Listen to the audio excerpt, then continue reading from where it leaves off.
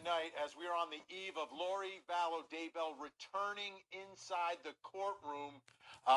It's a huge hearing, very unpredictable to say the least about what may happen in that courtroom tomorrow. Of course, you'll see it on Court TV. Got my team of journalists, legal journalists with us tonight, the best in the business. With me tonight, Ashley Banfield, Julie Grant, Ted Rollins. Sit tight for just a moment. First, let's find out what we expect to happen in the courtroom. Court TV correspondent Chanley Painter joins us now with the latest. All right, Chanley, fill us in, first of all, the latest of this hearing tomorrow in Idaho. Well, after being postponed twice due to COVID-19 delays, the bond hearing will be held tomorrow afternoon in Madison County, Idaho, for Lori Vallow Daybell. She will be there in person, and those parties involved, as well as those with court's permission to be present within the courtroom, because it's very limited access due to COVID-19, they will be required to wear masks, covering their nose, covering their mouth, and maintain social distance of 6 feet unless they live in the same household. Now, we know we've got confirmation that the state will call one witness to testify. And as far as Chad Daybell, we don't have confirmation yet whether or not he will actually take the stand as the husband of Lori Vallow, or any defense witnesses that might be called during the hearing tomorrow. Lori Vallow Daybell is being held on $1 million bail. That was reduced from $5 million bail on March 6th during another bond reduction hearing. She faces several charges, Vinny, including those 2 felony child abandonment charges. All right, so what grounds did Vallow use to get this hearing that's happening tomorrow? Her attorney actually filed a motion, an emergency motion this week, to keep the hearing on tomorrow's date, saying that the conditions at the jail, these safety COVID-19 conditions, are virtually making it impossible for him to keep an attorney-client relationship, a privileged relationship. He can't communicate privately with his client. He has to pass sensitive documents around through other people. They meet through this glass. He said it's violating her due process rights, and she shouldn't be held in there. And what factors are the judge, or is the judge, going to consider tomorrow during this hearing? Right. Well, under Idaho law, there are several factors. The judge will consider whether or not to reduce her bond. Under the Bell Act, they want to look at whether or not they can ensure the appearance of Lori Vallow at the next hearing, whether she's a flight risk, basically. They want to ensure the integrity of the court process. The protection of witnesses is a consideration, as well as public safety concerns. The judge will balance all of those factors given the evidence presented at the hearing tomorrow, and determine whether or not he will reduce the bail even further. All right, big day tomorrow. Chanley Painter, thank you so much. All right, let's bring everyone back in, and let's start here. One witness, at least one witness, set to testify tomorrow. Who is it going to be? Could it potentially be Chad Daybell? Julie Grant, do you think it's possible that Chad Daybell gets called to that stand? Oh, I would love to see that, Vinny. How I would love that. We all would love that, right? I think it's doubtful, but stranger things have happened. This is a strange case from start to finish. And maybe, I don't know if the state has subpoenaed him, or maybe the defense intends to call him. I think anything could happen when it comes to Mr. Doomsday. But we know that he's got counsel, so perhaps that testimony, if it happens, would be pretty limited, Vinny. Well, it'll be interesting. I mean, if I'm the prosecution, Ted, and I'm fishing around, I know what I'm investigating. I've got a hearing. I've got subpoena power. Maybe there's a way to make it all relevant to this bail hearing. Yeah, I think we may hear from Chad Daybell, but it's going to be the defense. We know of one witness from the prosecution. We're not sure about the defense. But we've heard that there's a possibility Chad Daybell will testify, and I do think he'll come on, if he does, as a defense witness to say Lori has a place to stay. She will be here. Here's how this will be managed. This is why she should come out and be out on bond. I think the state witness is going to be an investigator that gets up there and says she is a flight risk and she's potentially dangerous. You've got people in this community that are scared of her. You can't let her out. Hey, Ashley, this would be really fascinating, right? If the defense calls Chad Daybell, and says, yeah, she's got a place to stay. On cross-examination, I say, is that the same? Is she going to stay in the same room, in the same bed where your last wife died? Or in the same room where maybe those children's toys are still, hanging out. What I want to know is what's going through Chad's mind right now, and what is more important to Chad, his God or his girl? Because he's going to have to make some pretty difficult decisions as he navigates forward. And then, of course, in conference with his attorneys, he's got to decide, what does he want to say? Because whatever he says can and will be used against him if he ends up facing the music for the death of his wife, Tammy, or any of the other deaths that are associated with his now wife, Lori. The other thing, Vinny, I'm really curious about tomorrow is if this judge is going to do something which we all hate, and that's called a gag order. Because whenever there's a case of this magnitude that gets this much press, a lot of judges are inclined to put a gag order so that it doesn't taint the witness pool before anybody gets to actually go under voir dire. But if that's the case, that's going to make this story even more intriguing, and it usually gets the press even more fired up. Oh, absolutely. Absolutely. Now, there's another part of this story that we've been uncovering night after night. And Ashley, I know you've got some new information now. We've been focusing on the other dead sibling of Lori Vallow Daybell. And this is the one who's been dead for a while, a sister of hers. Right. What new information have you uncovered tonight?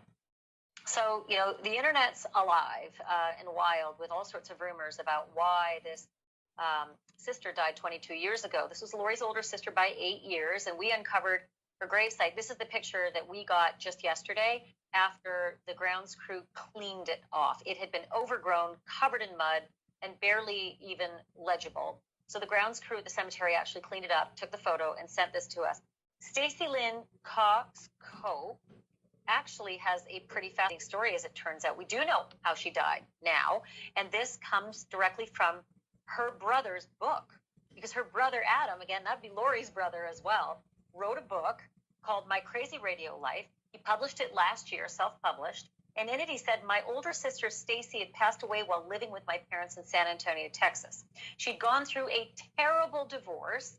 While she was very ill, her husband kidnapped her daughter, who was age 8, and she was unable to make contact as her health was failing. Now, that is Melanie. That's Melanie Boudreau, who's so integral to this case. That's the daughter that they're talking about, that, Adam is alleging was kidnapped from his now dead sister.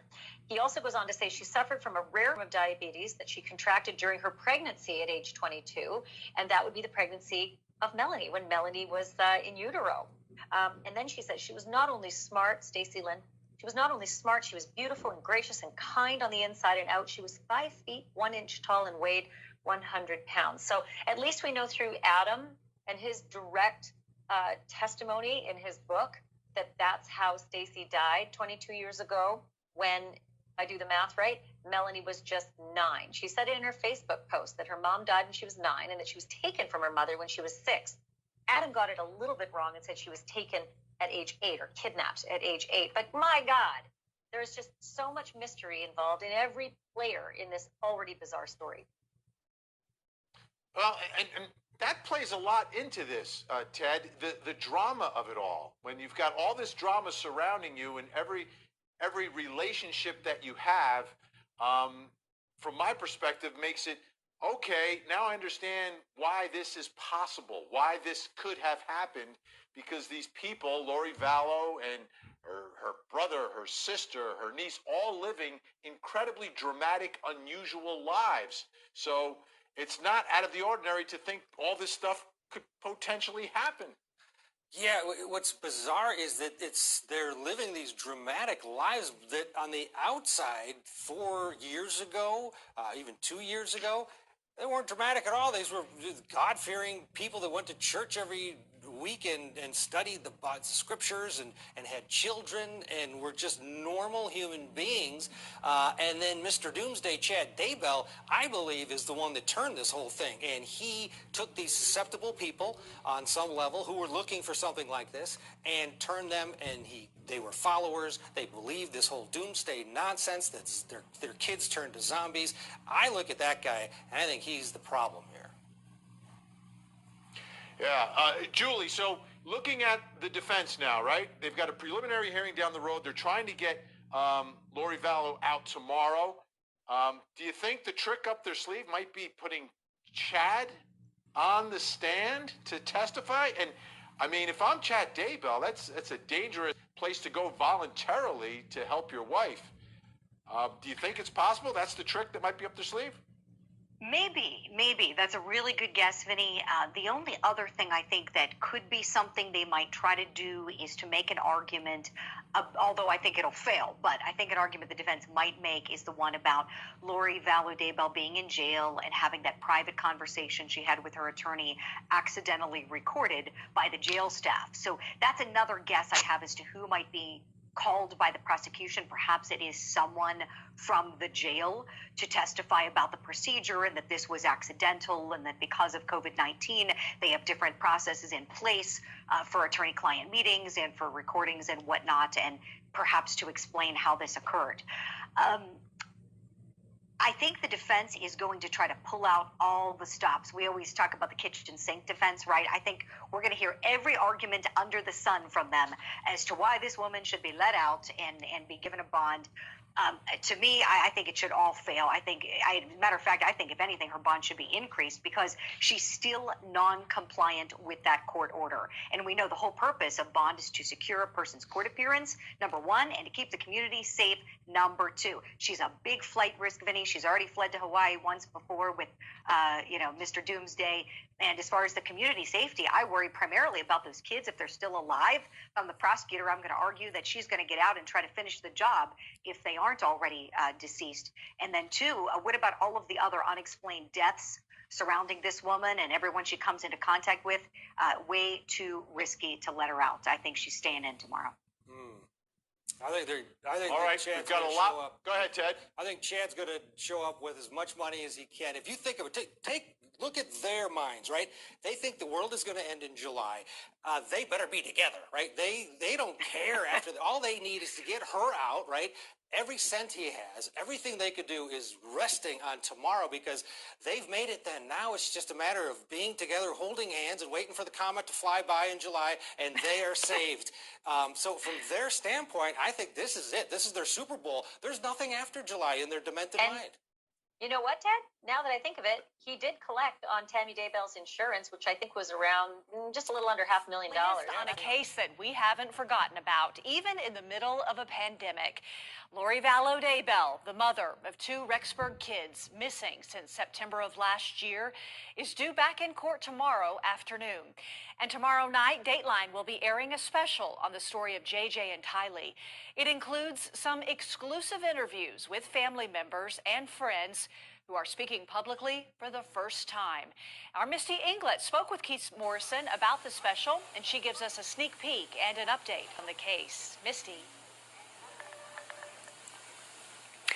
The last time we saw Lori Vallow, she was here in a Rexburg courtroom in March. And because of COVID-19, further appearances since then have continuously been rescheduled, but things have still been happening behind the scenes. Since then, her lawyers have asked for multiple bond reductions, a new judge has been assigned to the case, and the Attorney General is stepping in. We were both confused. Like, how do you not produce the kids? That's the whole reason you're in jail in the first place right now. Lori Vallow's oldest son, Colby Ryan, still in disbelief that his mom hasn't given any answers about his siblings, 7-year-old JJ and 17-year-old Tylee.